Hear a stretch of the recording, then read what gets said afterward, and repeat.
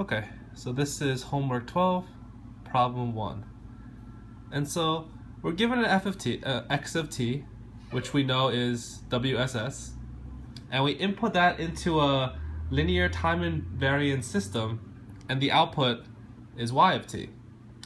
And so given that x of t is WSS, we want to prove that y of t is also WSS. So first, we have to remind ourselves what is the criteria of being WSS. And the criteria is that the expected value of that function is going to be a constant, and the autocorrelation of that function with two different times is going to be a function of tau and not t.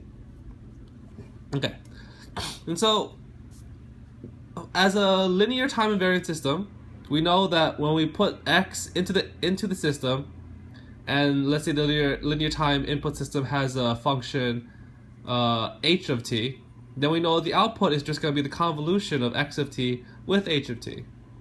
And that represented as the integral is just the integral from negative infinity to infinity of x of t minus tau, h of tau, d tau. Okay. And furthermore, since we know that x of t is WSS, then the expected value of x of t is going to be a constant, let's say n of x. And so we want to find the expected value of y of t. And so since the expected value of y of t and y of t is equal to the convolution of x of t with h of t, then we just have this being a double integral here, which is inner integral is just a convolution of x of t with h of t. So this integral from here to d tau is this inner convolution, and the outer expected value is from negative infinity to infinity of this expression times f of t or f of x dx. And so since we can simplify this expression because we know what this integral already equates to because we see it here. And so we notice that this formula here is just simply going to be expected value of x of t, right? We see that?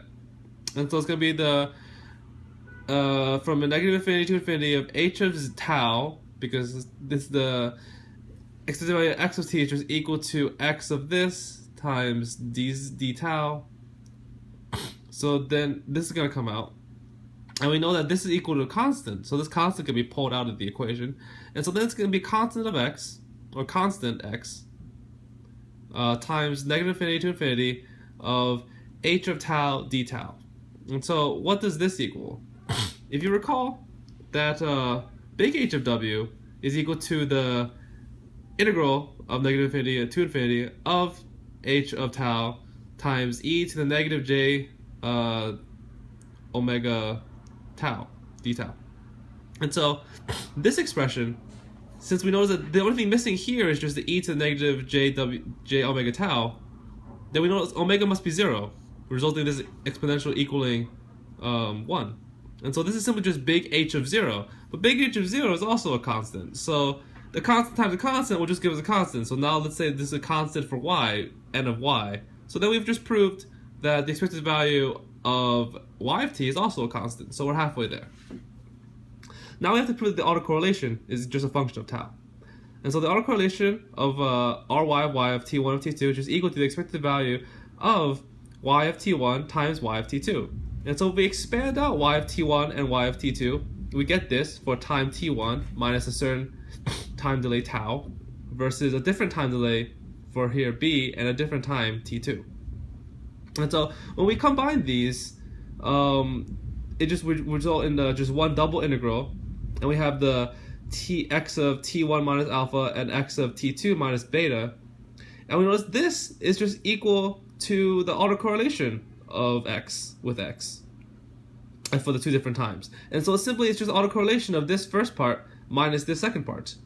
And so we get t1 minus t2 minus alpha plus beta, because it's a minus, which is a plus beta, times h of alpha, h of beta, d alpha, d beta. And then we just know t1 minus t2 is just equivalent to tau. So this becomes the expected value of r of x of tau minus alpha plus beta h of omega, h of alpha, h of beta, d alpha, d beta.